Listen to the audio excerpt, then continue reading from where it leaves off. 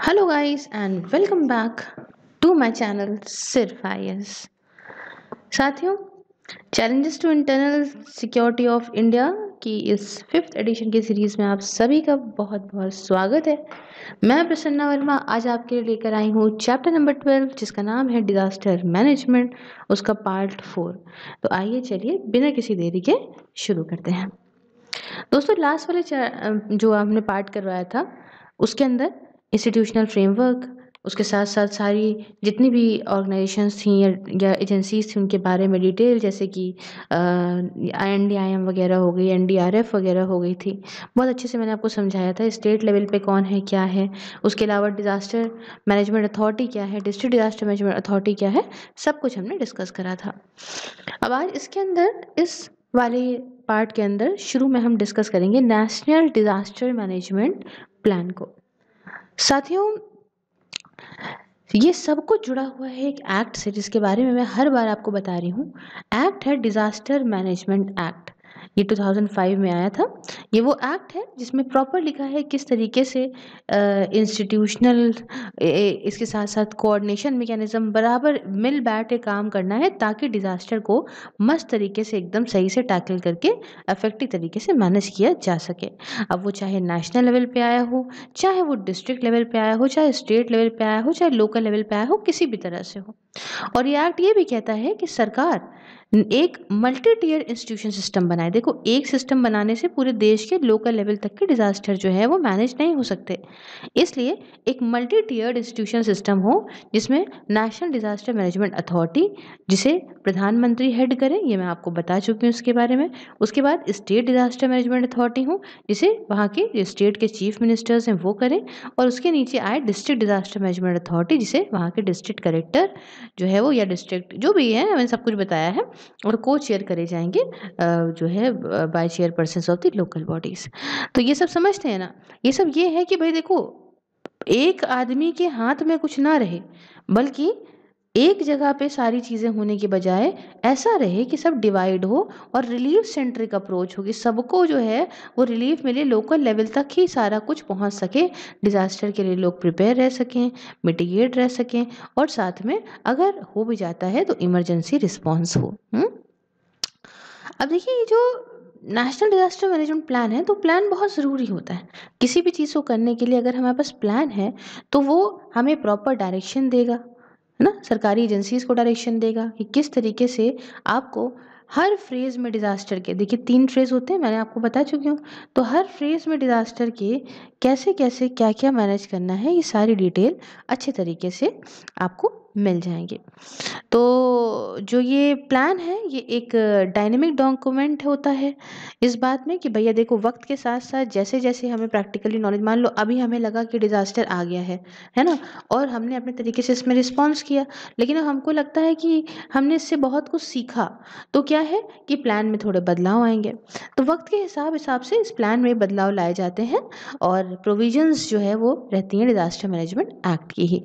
Guidance दी जाती है in the national policy on disaster management 2009 के हिसाब से, और जो है इस्टेब्लिश्ड होती है नेशनल प्रैक्टिसेस, कैसे क्या करना है क्या नहीं करना है।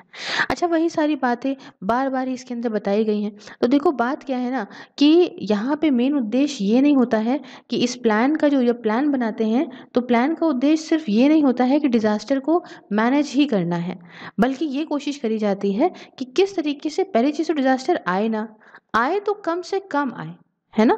तो ये सब ध्यान में रखा जाता है। और कौन रिस्पॉन्सिबल होगा अलग अलग स्टेज को मैनेज करने के लिए डिजास्टर की, तो भैया ये जो प्लान है ये प्रॉपर होता है, इस तरीके से होता है कि रिस्पॉन्स अगर इमरजेंसी पार्ट है तो किसी भी पार्ट में कैसी इमरजेंसी में जो है करा जाएगा। तो इस तरीके से काफ़ी फ्लेक्सिबल बनाया जाता है, ये नहीं कि रिजिड है यहाँ पे यही होगा, है ना। तो किस स्केल का डिजास्टर है, कैसा है, क्या इंटेंसिटी है, उस बेसिस पे चीज़ों को मैनेज करा जाता है। जैसे मैंने बताया कि सबसे पहले तो ध्यान दिया जाता है कि प्रिपेयर रहें सबसे पहले, या रिस्क कम से कम हो। दूसरी बात प्रिपेयर्डनेस, तीसरी बात रिस्पॉन्स देना, और चौथी बात रिकवरी। अब देखिए, मुसीबत आ गई कोई बात नहीं, लेकिन रिकवर फटाक से अगर हम लोग कर जा रहे हैं तो भी दिक्कत नहीं है, ठीक है ना। तो इसमें सब कुछ लिखा होता है कैसे अप्रोच होनी है, और भाई यूनाइटेड नेशंस जो अप्रोचेस प्रमोट करती है उसके हिसाब से भी होता है। खासकर अभी मैं आपको पढ़ाऊंगी, एक है सेंडाई फ्रेमवर्क, जिसके बारे में आगे हम लोग पढ़ेंगे। ठीक है, सेंडाई फ्रेमवर्क है फॉर डिजास्टर रिस्क रिडक्शन, 2015 से 30 तक का है ये। तो यूनाइटेड नेशंस को ध्यान में रखते हुए यहाँ पे ये भी अप्रोच ली जाती है। तो ये क्या है ना, ये एक नॉन बाइंडिंग अग्रीमेंट है, साइन करा है सारे ही देशों ने अपने मर्जी से किया है। इंडिया सारे सारे कदम उठाता है किस तरीके से हम जो भी ग्लोबल टारगेट्स दिए गए हैं कि डिज़ास्टर को मैनेज करने के लिए, इंडिया वो सारे काम करता है जैसे भी रिकमेंड किया है सेंडाई फ्रेमवर्क के अंदर।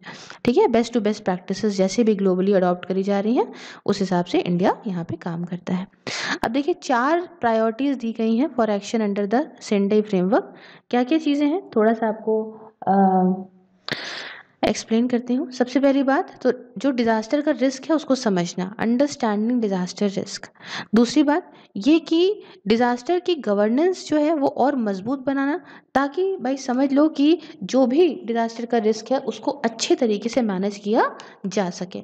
तीसरा क्या है कि इन्वेस्ट करना डिज़ास्टर रिस्क रिडक्शन में फॉर रेजिलियंस। देखो बिना उसके कुछ होता नहीं है ना, कि आगे अगर हमें बच बच के रहना है तो प्रॉपर चीज़ें करनी है। तीसरी बात चौथी बात कि डिज़ास्टर के लिए प्रिपेयर रहना सबसे ज़रूरी चीज़ है, ताकि अच्छा रिस्पॉन्स दे सकें। बेटर BBB हो सके, मतलब BBB का मतलब होता है कि बिल्ड बैक बेटर, कि ये किस टाइम पे डिज़ास्टर आ गया तो proper rehabilitation, proper risk reduction हो सके। उसके अलावा रिस्टोरेशन कह रही हूँ, प्रॉपर जो है रिकवरी हो सके। रिहैबिलिटेशन मतलब जो लोग वहाँ फंस गए हैं उनको उठा के दूसरी जगह पे कहीं पे सेटल किया जाए, रीसेटलमेंट, रिकंस्ट्रक्शन, जो प्रॉपर्टी टूट गई है उसके लिए। तो यही चीज़ है। जैसी अप्रोच दी गई है संडे फ्रेमवर्क के अंदर उस हिसाब से काम होता है, देश वगैरह मिलके गोल सेट करते हैं और उस हिसाब से काम करते हैं। तो बेद मुद्दा क्या है कि 2030 तक, 2030 तक इस संडे फ्रेमवर्क का उद्देश्य एम यही है कि हमें क्या करना है, हमें एक अच्छा रिडक्शन डिजास्टर में पाना है, लोगों की ज़िंदगियाँ कम से कम लॉस हो, ख़त्म हो। ठीक है, लाइवलीहुड, हेल्थ वगैरह, economic, physical, social, culture, environmental जो भी एसेट्स हैं लोगों की, बिजनेस की, कम्युनिटीज़ की, कंट्रीज़ की, सब हमें संभाल के रखना है ना। तो सारा जो ये प्लान बनता है वो प्लान इसी हिसाब से बनता है जिस हिसाब से यहाँ पे संडे फ्रेमवर्क कहता है कि डिजास्टर के रिस्क रिडक्शन को लेके। हम्म तो चलिए आइए हम समझते हैं कैसे क्या है, विजन क्या है। सबसे पहले आइए उसको डिस्कस कर लेते हैं। विजन में अगर बात करूं तो अगर डिजास्टर को कम से कम रहना है, लोगों की जिंदगियां ना जाए, चाहे प्रॉपर्टी बर्बाद ना हो, उनकी लाइफ, उनकी इकोनॉमिक, फिजिकल हेल्थ एकदम बढ़िया रहे, सोशल, कल्चर, एनवायरनमेंट बढ़िया रहे, तो हमें क्या करना है सबसे पहले कि कम्युनिटीज़ के साथ मिलके भी, है ना, सिर्फ अकेले नहीं, कम्युनिटीज़ के साथ मिलके ऐसा काम करना है कि हर एक लेवल पे एडमिनिस्ट्रेशन हमारा बढ़िया हो, डिज़ास्टर ना ही आए, हम कोप अप करके रखें। तो विजन हमारा ये होना चाहिए। दूसरी बात, मल्टी हजार्ड वल्नरेबिलिटी, मतलब इंडिया ऐसी कंट्री है दोस्तों, आपको भी मालूम है कि ऐसे देश में हमारे एक जगह पे एक जैसा लैंड मास नहीं है। कहीं पे पानी का खतरा, कहीं पे सूखे का खतरा, कहीं पे फॉरेस्ट फायर का खतरा, तो कहीं पे लैंडस्लाइड का खतरा, तो हर तरह का खतरा है यहाँ पे। और खासकर अब आजकल आप देख ही रहे हैं कि इतनी सारी कंट्रीज़ के बीच में झगड़ा, तो हमारे पास तो ऑब्वियसली कि है ही है, हमारे पास केमिकल, बायोलॉजिकल, रेडियोलॉजिकल, न्यूक्लियर, ये एक बहुत बड़ा रिस्क है ना। तो इतनी बड़ी उसमें होने की वजह से ऊपर से पॉपुलेशन इतनी बढ़ती जा रही है, अर्बनाइजेशन हो रहा है, इंडस्ट्रियलाइजेशन हो रहा है, डेवलपमेंट हो रहा है हाई रिस्क जोन के अंदर, इन्वायरमेंटल डिग्रेडेशन हो रहा है, क्लाइमेट चेंज हो रहा है। तो इन सब से जो वजह है क्या कहते हैं, इस वजह से जो है ना बहुत ज़्यादा रिस्क है हमारी कंट्री के अंदर, बहुत सारी प्रॉब्लम्स हैं। तो इसके लिए आप ये समझिए कि एक वल्नरेबिलिटी, एक रिस्क, एक थ्रेड नहीं है। और ये जो हमारा डिजास्टर मैनेजमेंट एक्ट है 2005 का, वो ये कहता है कि जो डिजास्टर मैनेजमेंट पॉलिसी है, सॉरी, आई एम सॉरी, ये समझिए जो डिजास्टर मैनेजमेंट एक्ट है एक 2005 वाला, और उसके साथ साथ जो डिजास्टर मैनेजमेंट पॉलिसी है 2009 की, 9 की, ठीक है ना। ये कहती है कि डिजास्टर नेचुरल भी हो सकता है और यहाँ पे ह्यूमन इंड्यूस्ड भी हो सकता है ना। अलग अलग तरीके से हो सकते हैं। जैसे मैंने आपको बताया सीबीआरएन क्या है, सीबीआरएन कोई भगवान तो बना के नहीं गए हैं। क्या कहते हैं, केमिकल बायोलॉजिकल ऐसा कुछ, ही तो मैन मेड ही हो गया ना एक तरह से। तो ये तो कोई भी तरह का डिजास्टर यहाँ पे है, डिजास्टर दोनों तरह से ही लिए जाते हैं। इसके अलावा नेचुरल फैक्टर्स मैंने पहले डिस्कस कर लिया, आपको बताया है कैसे कैसे क्या आता है, किस तरह से क्या होता है। अब हम यहाँ पे और चीज़ों को आगे बताएंगे। तो ये जो प्लान है ये कवर करता है हर तरह के हज़ार्ड को, खतरे को, डिजास्टर को, चाहे वो नेचुरल हो और चाहे वो ह्यूमन इंड्यूस्ड हो। क्लियर। तीसरी बात कि रिड्यूसिंग रिस्क इन्हांसिंग रेजिलियंस। अब ये क्या है, देखिए सेंट्रल एजेंसीज जो है इनका मेन रोल क्या है कि हमें उस स्टेट को हेल्प पहुंचानी है जहाँ पे डिजास्टर आया है, या यूनियन टेरिटरी को हेल्प पहुंचानी है जहाँ पे डिजास्टर आया है, ताकि भाई जब वो मदद मांगे फट से उनको मदद दीजिए।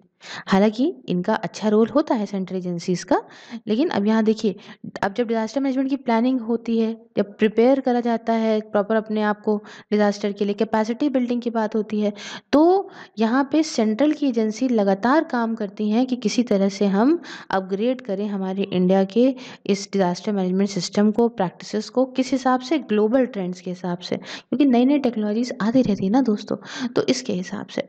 और हर एक हज़ार्ड के लिए वन सेकेंड, हर एक हज़ार्ड के लिए, हर एक खतरे के लिए अगर मैं आपको बताऊं, तो यहाँ पे अप्रोच नेशनल, मतलब जो कुछ भी अप्रोच यूज़ करी जाती है नेशनल प्लान में, उसके अंदर सब कुछ दिया जाता है। खासकर 4 चीज़ें ऐसी, ओके, 4 चीज़ें ऐसी जो हैं, जो सेंडाई फ्रेमवर्क के अंदर दी गई हैं, प्लानिंग फ्रेमवर्क दिया गया है आपका डिजास्टर के रिस्क को रिड्यूस करने के लिए। और वो अभी मैं आपको चीज़ समझाती हूँ। 5 थीमेटिक एरियाज हैं, क्या काम करना है मेन किस पे, कि सबसे पहला अंडरस्टैंडिंग रिस्क, सबसे पहले रिस्क को समझो। दूसरा इंटर एजेंसी कोऑर्डिनेशन, आपस में पहली चीज़ तो कोऑर्डिनेशन बहुत ज़रूरी है। तीसरा investing in disaster risk reduction, मतलब स्ट्रक्चरल मेजर्स ऐसे लो कि सबसे पहले तो भाई डिजास्टर का रिस्क जो रिडक्शन होए उसके लिए प्रॉपर अंदर से स्ट्रक्चर बहुत मजबूत होना चाहिए चीज़ों का। इसके अलावा स्ट्रक्चरल भी और नॉन स्ट्रक्चरल भी, ये चौथा है। और पांचवा कैपेसिटी डेवलपमेंट, आप कैपेसिटी नहीं डेवलप करोगे तो कैसे तुरंत रिस्पॉन्स करोगे। तो ये सारी बातें आप समझे, प्लानिंग के माध्यम से क्या होगा, हर एक खतरा, हर एक थीम्स ऑफ एक्शन, ये अलग अलग रिस्पॉन्सिबिलिटी प्रोवाइड करते हैं, चाहे वो सेंट्रल एजेंसी को दें और चाहे वो स्टेट को दें, चाहे वो डिस्ट्रिक्ट के दें। तो यहाँ पे जो भी काम दिए जाते हैं इस प्लान के अंदर और सेंडाई फ्रेमवर्क के अंदर, ये ऐसे आते हैं। सबसे पहला डिवाइजन क्या है कि शॉर्ट या इमीडिएट, तुरंत काम वाले जो है वो विद इन 5 ईयर्स जो करना है आपको। दूसरा मीडियम, जो विद इन 10 ईयर्स करने हैं, मैंने बताया ना कि 15 साल का है मामला। और जो है वैसे ही जो तीसरा क्या है कि लॉन्ग टर्म, तीसरा सेगमेंट है लॉन्ग टर्म, जिसमें आपको विद इन 15 ईयर्स काम करना है। ऐसी कैटेगरीज आएंगी। तो अलग अलग तरीके से काम करना है, मतलब ऐसा नहीं है लगातार ही करते रहो, लेकिन हाँ आपको इस बारे में काम, तभी 15 साल का प्लान है कि नहीं, 15 से 30 तक का। तो ये कहानी है। फिर आइए रिस्पॉन्स की बात करते हैं। अब देखिए रिस्पॉन्स क्या हुआ। अब हमें वार्निंग मिली, मान लो डिजास्टर आने वाला है, तूफान आने वाला है, बाढ़ आने वाली, कुछ भी आने वाली है, तो तुरंत अर्ली वार्निंग मिलते ही इमीडिएटली आपको क्या कदम उठाने हैं, या डिजास्टर के बाद, डिजास्टर के पहले, जो भी एकदम है इवेंट, मतलब जो भी मान लीजिए अभी कभी कभी ऐसा होता है कि वार्निंग नहीं मिल पाती है। हाँ जरूरी थोड़ी ना है, अब सुनामी उनामी आ गई या कोई बड़ी मुसीबत आ गई, एकदम से कुछ हो गया, तो ग्लेशियर आउटबर्स्ट हो गया, कुछ भी हो गया, तो नहीं समझ में आया भैया, तो उसमें क्या है कि डिजास्टर के बीच में ये जैसे ही पहली खबर मिली तो तुरंत आपने कदम उठाए। तो मेन उद्देश्य क्या है कि लोगों की ज़िंदगी बचानी है, प्रॉपर्टी बचानी है, इन्वायरमेंट, बेसिक नीड्स, उन तक खाना वाना पहुंचता रहे। मेन फोकस क्या है, दोनों लोगों को वहां से बचा के बाहर निकालो। और काम वगैरह जो भी है, जो भी मिनिस्ट्रीज की रिस्पॉन्सिबिलिटी है, एजेंसी की रिस्पॉन्सिबिलिटी है, उन सबका बहुत इंपॉर्टेंट रोल होता है। अब देखिए यहाँ पे मेन चीज़ क्या है कि नेशनल लेवल पे अगर मैं आपको बात बताऊं, तो जो सेंट्रल गवर्नमेंट है इनको काम दिया जाता है कि आपकी भैया रिस्पॉन्सिबिलिटी है कि आप अलग अलग मिनिस्ट्री को उनके हिसाब से कोऑर्डिनेट करिए, यहाँ पे डिजास्टर स्पेसिफिक जो भी रिस्पॉन्स देना है वो मिनिस्ट्री दें। और जो ये नेशनल डिजास्टर मैनेजमेंट अथॉरिटी है, मैं फिर से बता चुकी हूँ लास्ट में भी, कि ये जो भी ज़रूरी मिनिस्ट्री उनके साथ कोऑर्डिनेट करती है, देखती है कि सब सही चल रहा है, सब सही से हो रहा है। इसके अलावा स्टेट गवर्नमेंट जो है ये एक्टिवेट करती हैं इंसिडेंस रिस्पांस टीम को, IRTs को, स्टेट लेवल पे, डिस्ट्रिक्ट लेवल पे, ब्लॉक लेवल पे, जैसे भी ज़रूरत पड़े। और ये IRTs जो है वो कोऑर्डिनेट करती हैं स्टेट EOCs के साथ में। तो ये सारा कुछ चलता रहता है ना। अब जो आपके अलग अलग 1 सेकेंड, ओके, जो आपके अलग अलग सेंट्रल मिनिस्ट्रीज हैं, डिपार्टमेंट्स हैं, वो इमरजेंसी सपोर्ट प्रोवाइड करते हैं। और कि भाई रिस्पांस करना है तो इमरजेंसी सपोर्ट प्रोवाइड करते हैं। और अगर आप राज्य की सरकारें जो है एक बार मदद मांग लेंगी तो वो तुरंत तुरंत चीज़ों को प्रोवाइड करने लग जाएंगे। तो ये सारी चीज़ें हैं। बहुत ज़्यादा आगे आ गया है लगता है मुझे, है ना, कोऑर्डिनेट करके चलते हैं। चलिए, बहुत ज़्यादा एक ही बात बार बार नहीं बताएंगे। अब उसके बाद बात आती है recovery and build back better. वही चीज़ है, अब मुसीबत आ गई, अब वापस से सब कुछ ठीक करना है, तो रिस्टोरेट करना, रिकंस्ट्रक्शन करना, ये बहुत है। डिज़ास्टर तो आ जाता है तो नॉर्मल लाइफ वापस आने में बड़ा मुश्किल होता है, भले थोड़ी देर के लिए आए। लोगों की नौकरी चली जाती है, ज़िंदगियाँ चली जाती हैं, कभी हाथ पैर टूट गए तो काम कैसे करेंगे, बिल्डिंग टूट गई तो उसको रिकंस्ट्रक्ट करना है, बहुत सारी चीज़ें हैं। तो जो बिल्ड बैक बेटर है ना, recovery and build back better, B, ये ये बहुत ज़रूरी चीज़ है। डिज़ास्टर रिस्क को रिड्यूस करने में, डेवलपमेंट को वापस लाने में। अब देखिए, इसमें भी क्या है ना कि जो ये बी है, उसका सिर्फ इतना मतलब नहीं है कि हाँ चलो हम जो है वो देखते हैं, है ना, नॉर्मल चीज़ों को लाते हैं, वो ठीक है। लेकिन ये इनका जो हमारा जो सेंडाई फ्रेमवर्क है, ये कहता है कि भाई देखो, आप इसके लिए प्रिपेयर पहले से ही रहो। पहले से मतलब डिज़ास्टर हो रखा है तो आप ये समझ लो कि इसके बाद हमें कैसे प्लान करके रखना है ना। डिपेंड करता है ना कि भाई एक बार मुसीबत आ गई तो रिकंस्ट्रक्शन एक जैसा तो होगा नहीं, कुछ भी दिक्कत हो सकती है। क्या लोकेशन है, क्या एक्चुअल डिज़ास्टर हुआ है, डिज़ास्टर के पहले की क्या कंडीशंस थी, तो वो सब उसी समय उभर के आती हैं। तो आप प्रिपेयर हो, उसके बाद आप डिज़ास्टर हो गया उसके बाद उसको समझो, जानो, तब एक प्लानिंग के साथ वापस से जो है रिकंस्ट्रक्शन की तरफ बढ़ो। तो यहाँ पे प्रॉपर फ्रेमवर्क प्रोवाइड करा जाता है कि अब हर चीज़ तो आप कर नहीं सकते, लेकिन हाँ, जितना कर सकते हो उतना आप कर सकते हो। तो जो मेजर स्टेप्स जो इन्वॉल्व होते हैं रिकवरी में, उनको आपको बता दूं कि रिकवरी में एक तो स्टेप बहुत ज़रूरी है, वो ये है कि post disaster needs assessment and credible damage assessment. इसका मतलब क्या है? इसका मतलब कि सबसे पहले तो एक प्रिलिमिनरी असेसमेंट रिपोर्ट बनेगी। उसके बाद प्रॉपर कैसे डैमेज का, लॉस का जो भी डेटा है वो एक जगह पे लाया जाएगा। तीसरे नंबर पे कि डिज़ास्टर डैमेज असेसमेंट सरकार के द्वारा रीड करी जाएगा, जो वो उसके बाद असेस करा जाएगा जो भी ह्यूमैनिटेरियन रिस्पांस एजेंसीज हैं, इनिशियल डैमेज सर्वे, जिससे जो है कॉम्प्रिहेंसिव असेसमेंट होगा। प्रॉपर समझा जा रहा है यहाँ पे। उसके बाद कि क्वांटिटेटिव और क्वालिटेटिव बेसलाइन होगी डैमेज की, कि कितना जो है, अगर कम से कम कितना जो है हुआ है दिक्कत, तो एक होता नहीं है कि अरे इतनी तो जो है कम से कम होनी चाहिए। हाँ, तो कम से कम क्या है, ज़्यादा से ज़्यादा क्या दिक्कत है, तो लॉस की, डैमेज की क्या ज़रूरत है ना, अलग अलग। अगर मान लीजिए कि कहा जाता है कि इतना होगा तो हम ये चीज़ें प्रोवाइड करना शुरू कर देंगे, है ना, ब्लॉक, तालुका, डिस्ट्रिक्ट पे। तो जो क्वांटिटेटिव या क्वालिटेटिव बेसलाइन होगी डैमेज की, लॉस की, और जो क्या ज़रूरत पड़ेगी।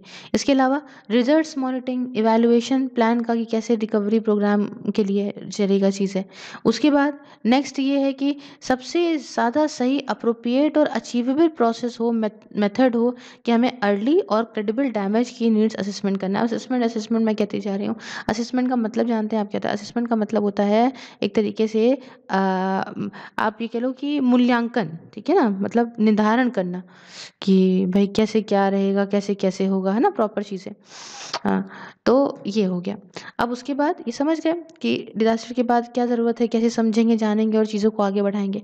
दूसरे नंबर पे इसी के अंदर बिल्ड बैक बेटर आ रहा है। बिल्ड बैक बेटर में इसके अंदर क्या आ रहा है भाई, देखो, ये कि हाई लेवल की मीटिंग्स करी जाएंगी, है ना। ये कैसे होगी? ब्रॉड बेस्ड होगी, बहुत दूर तक हम सोचेंगे कि कैसे क्या करना है, एक्सपर्ट्स के साथ, सिविल सोसाइटी के साथ मिलके, इम्पोर्टेंट जो भी स्टेक होल्डर्स हैं और लोग जो इन्वॉल्व हैं उनके साथ मिलके एक कॉन्शियसनेस रहेगी among the range of stakeholders, है ना, चाहे वो सरकार के अंदर से हों चाहे वो सरकार के बाहर से हों, हर तरह के लोग इसमें इन्वॉल्व होंगे जिनका जिनका इनसे मतलब इन्वॉल्व है।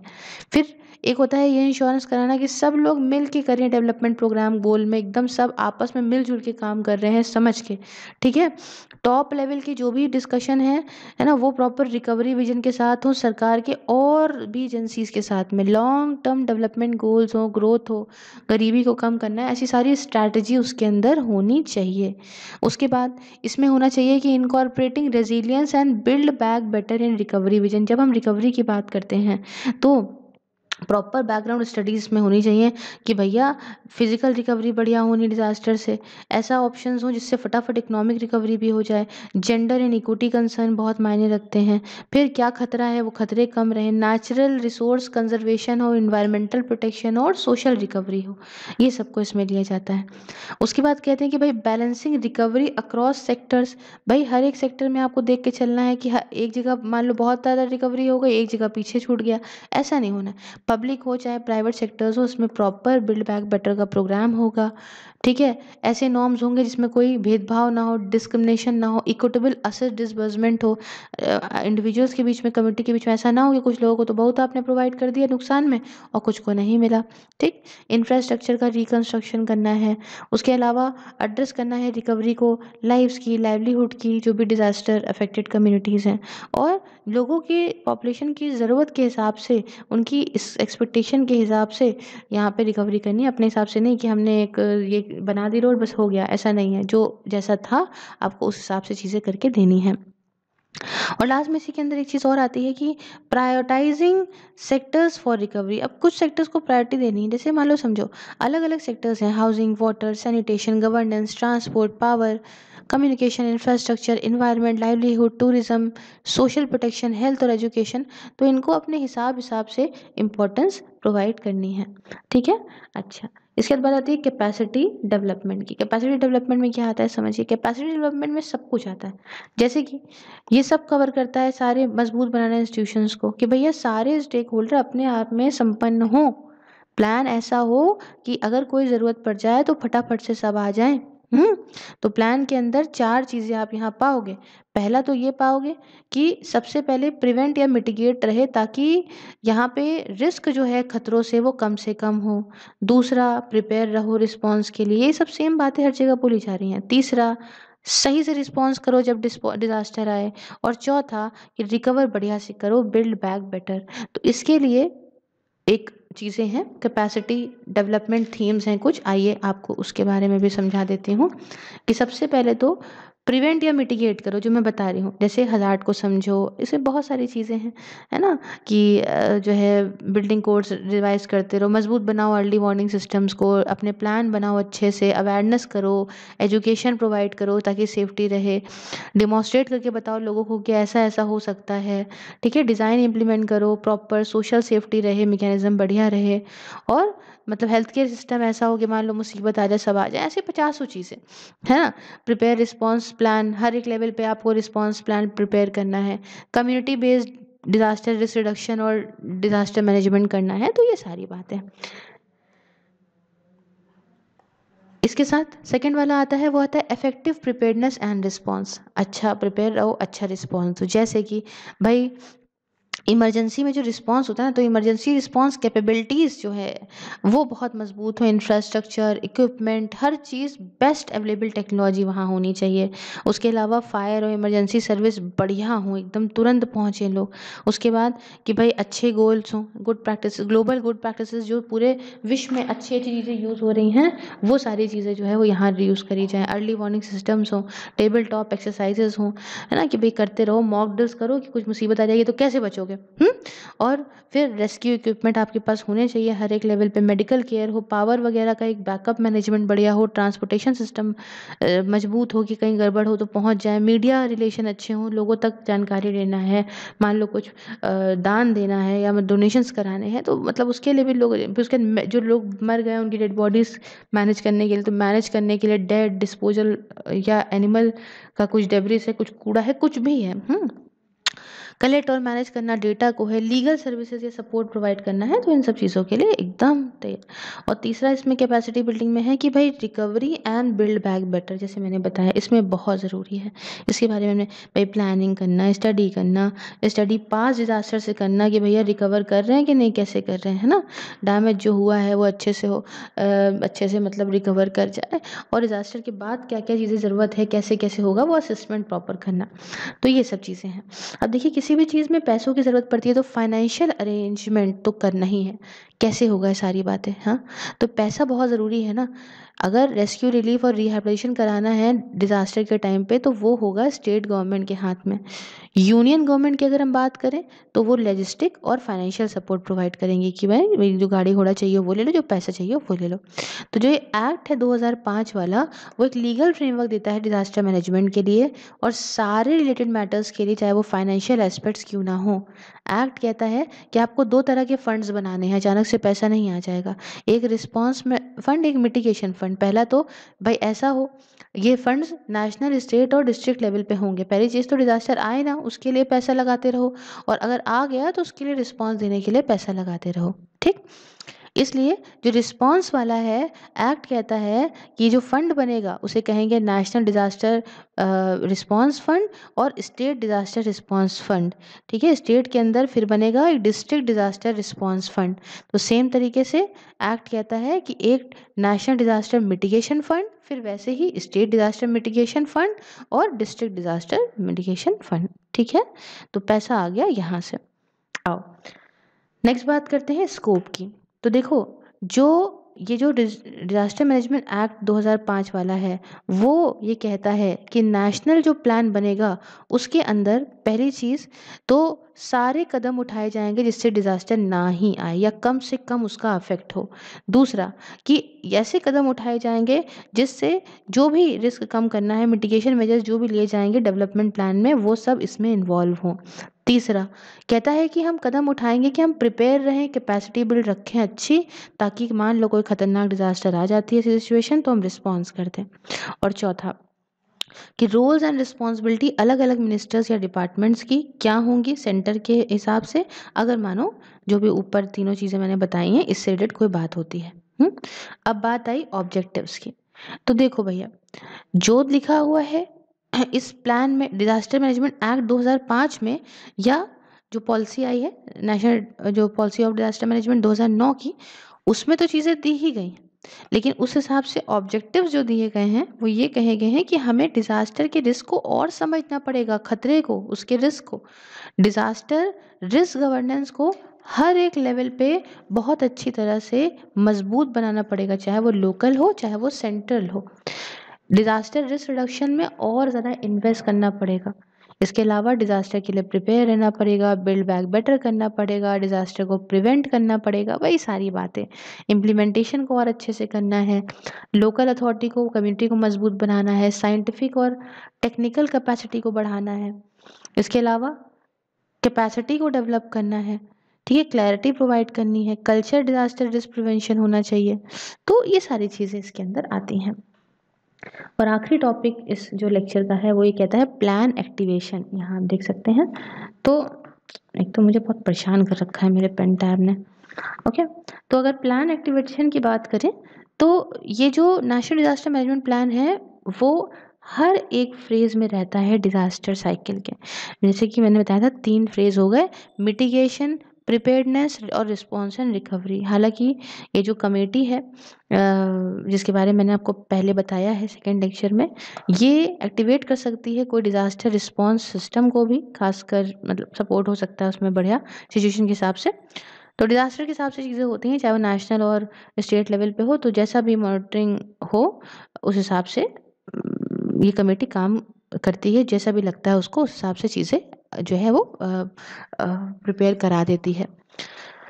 अब देखिए NEC जो है उसमें अगर मैं बताऊँ तो ये इमरजेंसी सपोर्ट फंक्शंस को एक्टिवेट करता है, इंक्लूडिंग एनईसी, जिसमें डिमांड, आपकी सिचुएशन, साइज़, अर्जेंसी, क्या ज़रूरत है उस हिसाब से जो है वो क्या कहते हैं, चीज़ें प्रोवाइड होती हैं, कि जैसे जो भी ज़रूरत है ना? जैसे कैसा कैसा जो है वो डिज़ास्टर है उस हिसाब से रिस्पॉन्स होता है।